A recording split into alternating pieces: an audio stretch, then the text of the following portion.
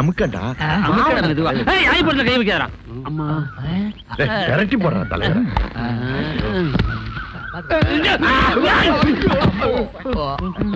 உனக்கு என்ன தெனாவட்டு இருந்தா நான் உசுரோடு இருக்கும் போதே நெஞ்சில் நெருப்பு வைக்க பாப்பேன். பார், நான் செத்தா கூட எவன் நெஞ்சில கை வைக்க முடியாது. அமுக்கடா. தலைவர, இவன் மாற்று கட்சியில இருந்து வந்திருக்கான். இவன் நடவடிக்கை எல்லாம் கவனிக்கணும். நம்ம ஏண்டா இப்படி நமக்குள்ளே சண்டை போட்டுட்டா பாக்கணும் காரி தூண்டு போவான். சாகட்டும்டா துரோகி. ஈனப்ப எடுபட்ட பய எப்பதான் இந்த ஊரை விட்டு ஒளிவானோ. அந்த சூட்டு போட்ட துரோகிய சொன்னா அப்படிதான்டா. ஆமா ஆமா, அங்க ஓங்கும் போதே இங்க வீங்குதே. இவன் நடவடிக்கைய எப்போதுமே கண்காணிச்சுக்கிட்டு இருக்கணும். மறப்போம், மன்னிப்போம். தலைவரோட பெருமையே அதான தலைவா. பெருமையை பத்தி பேசி எருவு மாதிரி உட்கார்ந்திருக்காத சரியானே. எதமா பிடிச்சு விடு. மேல வா. சைடுல வா. அந்த நாதாரிப்பை அங்க தங்கி இருக்கிறதே காரணமா காட்டி அவளை அவமானப்படுத்தி அசிங்கப்படுத்தி கேவலப்படுத்தி படுத்தி. நிறுத்து. வார்த்தை அளந்து பேசு. அவன் நாளைக்கு நான் கல்யாணம் பண்ணிக்க போறவன். கொஞ்சம் குறைச்சிக்குவோம். நாம சொல்றது ஊர் நம்புமா? ஏய், நான் வேற இந்த ஊர் வேறையா? நான் நினைச்ச அந்த ஊர்ல எவனும் வாழ முடியாது தெரியுமில்ல. அது எப்படி முடியும்? நீங்க தான் யாரையும் நியாயம் பேசாத அளவுக்கு எல்லாரும் நெஞ்சு ரிப்பேர் ஆக்கி வச்சிருக்கீங்கல்ல.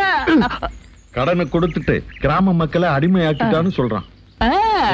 அத நீங்க பேச வேண்டாம். என் சரித்திரத்தை தேர்தல் சமயத்துல கட்சி மாறுவோமே, அதெல்லாம் இதுல வருமா? என்ன கிண்டலா? டேய், ஏற்கனவே தலைவர் ரொம்ப கோச்சு போயிருக்காரு. அப்ப தலைவரே, நம்ம லட்சுமியை பத்தி பேசுவோமா? நம்ம லட்சுமி இல்ல, ஏன் லட்சுமி. உங்க லட்சுமி தான். சும்மா ஆராய்ச்சிக்கு சொன்னேன். அது என்ன அட்லாண்டிக் கலடாது? நீங்க நானும் சேர்ந்து ஆராய்ச்சி பண்றதுக்கு? அது என் பர்சனல் விஷயம். அது நீ தலையிட்ட கண்ணு மொழியை நோண்டிடுவேன், நாக்கு இழுத்து வச்சு வெட்டிடுவேன். கால் கெட்டவர்ல இருந்து மேல வா. எதமா அப்படி? நாக்காலியா? உங்க அப்பா உன்னை பாத்துட்டு வர சொன்னாரு. இல்லன்னா வரமாட்டீங்களா? உங்களுக்கு என்ன? யார் எப்படி போனா என்ன? எனக்குன்னு யார் இருக்கா? எப்பவும் இப்படி வர முடியுமா? இதை விட உங்களுக்கு என்ன வேலையா? ஏன் நீ ஒரு கல்யாணம் பண்ணிக்கிற வேண்டியதானே? ஒரு கல்யாணம் தான். யோசிக்க வேண்டியவங்க யோசிக்கலையே. என்ன யோசிக்கிறீங்களா? சரி சரி, கோச்சிக்காதீங்க. நீங்க அப்படி உட்காருறீங்களா? நான் போய் குளிச்சுட்டு வந்துடுறேன்.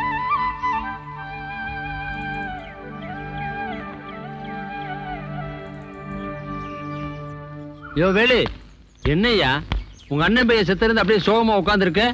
சரி அதை விடு. பெரியசாமி பொண்ணு மேட்டர் சொன்ன என்னாச்சு?